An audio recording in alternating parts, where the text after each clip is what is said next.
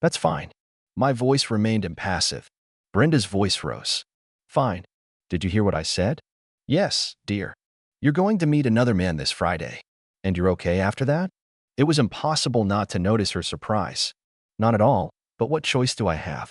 As you've noticed, I don't control you. You're on your own. Your voice and the look on your face tell me that you're determined to get through this. So what choice do I have? I'll be back. Don't let your fragile male ego get in the way. I love you, and I'll make it up to you. You'll see. So you know it's wrong. I kept my voice steady and calm again. What do you mean? I didn't say anything like that. I deserve it. Will your parents and mine agree with you? Brenda lowered her eyes and didn't answer, an obvious sign. I let that moment bubble through her mind. You know, and I know they won't do it. You know what you're doing is wrong. You just said it. What? When? Why else would you say you'd make it up to me? If it was lunch with your friends, you wouldn't have to make amends. Or if you want to get a haircut. You only said that because you know that what you're doing is wrong. Her voice betrayed her uncertainty. But, you said I could do it? No, I never have, and I never will. I just admitted that I couldn't stop you. I would like you to stay with me or go to a meeting with me. We can go to the same restaurant and then to the same dance club. But it's not about eating and dancing, is it? It's about the company you prefer. And this company is not me. You want to know what his name is, am I right? Head down again in silence. But what's his name? It's not important. It doesn't matter. I'm not going to argue about it. Just know that I don't want you to go out with this man, and meeting him on Friday will have consequences. What are the consequences? Like you, I'm not talking about this guy's name. You are not only beautiful, but also smart. I keep telling you these two things. I guess you think I'm only saying this because I have to. That's not so. I say them because I mean them. I leave it to you, an intelligent woman, to guess for yourself the consequences of going to a meeting with this person on Friday and not with me. You're bluffing. You love me. You always give me what I want.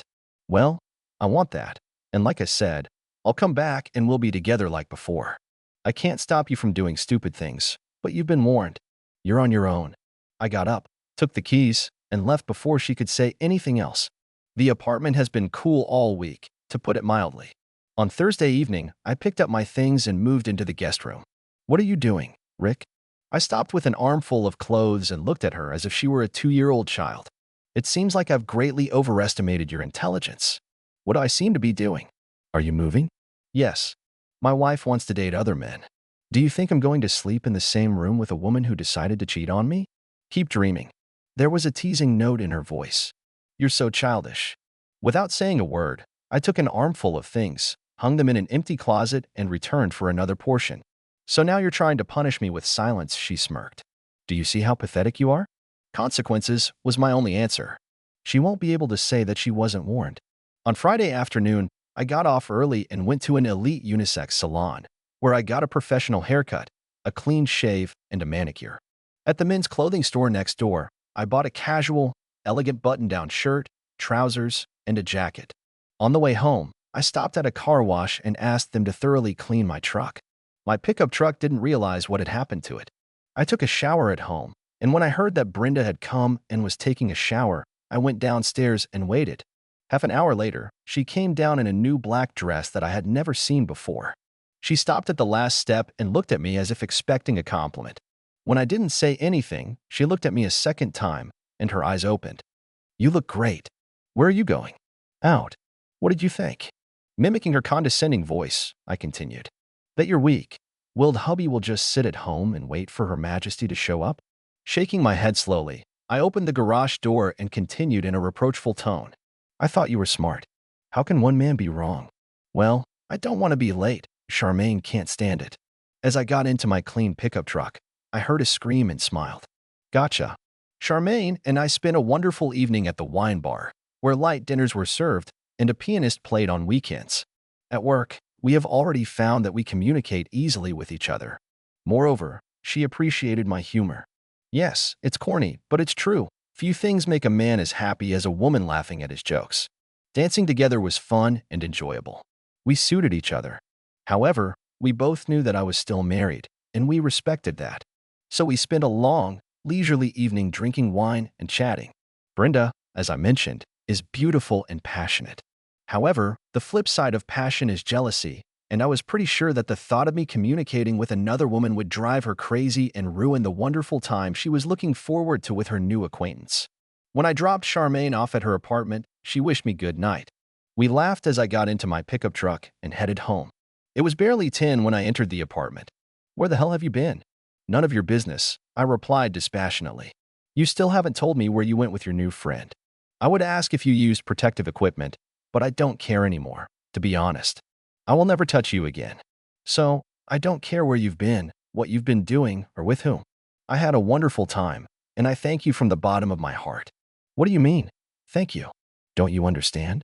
If you hadn't come up with this idea of opening our marriage, I would never have had the opportunity to get to know Charmaine better. What a woman. So thank you." "Arg." Brenda screamed at the top of her lungs, making me wonder if the neighbor would call the police. "You know I can't stand her." "HM. Why do you think she was the first person I called?" She stared at me, dumbfounded. What? What did you say?"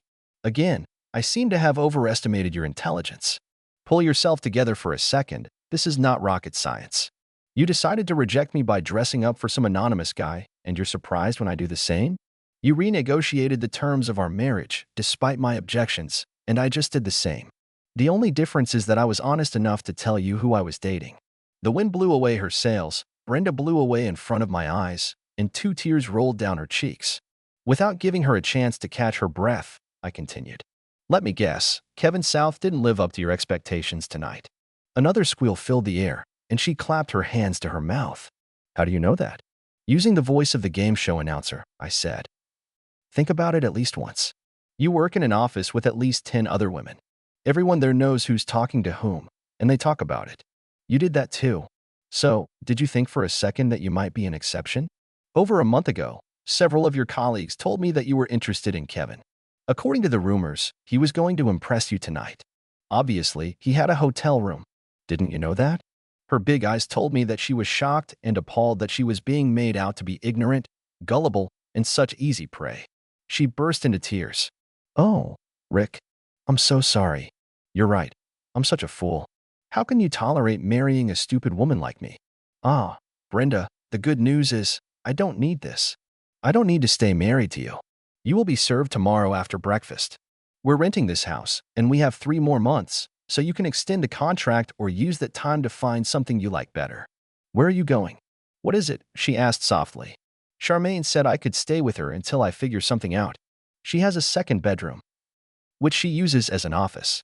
As soon as I submit the documents," she said, "we can discuss more favorable terms." When I told her that I would submit the documents tomorrow, she outlined these conditions. "Good. I can't wait to discuss them in more detail. Everything else that we have with you, we'll just split in half. Now you can date anyone you want, and you won't have to put up with a weak-willed husband next to you. I hope Kevin is worth it." The epilogue. I met with some of the other husbands who were victims of Kevin, named Mr. Hound.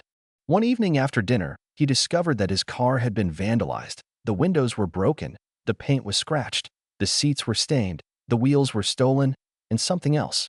While he was examining the damage, 3 unidentified masked men dressed all in black robbed him and severely beat him. The police were puzzled as to why the robbers had done this to him after his wallet and fake Rolex. But since there were no witnesses and the parking lot cameras were painted over, they had nothing to navigate. The 4 spouses of his victims were playing poker in one of their homes. After recovering, he moved out of the state. No one knows, and it doesn't matter where. Brenda moved in, found an apartment, but when she realized that I was happy with Charmaine, she also left the state. We never saw her again. I stayed with Charmaine for a while, but we both decided that short-term affection doesn't necessarily lead to a life together. So I moved out and found a townhouse closer to work.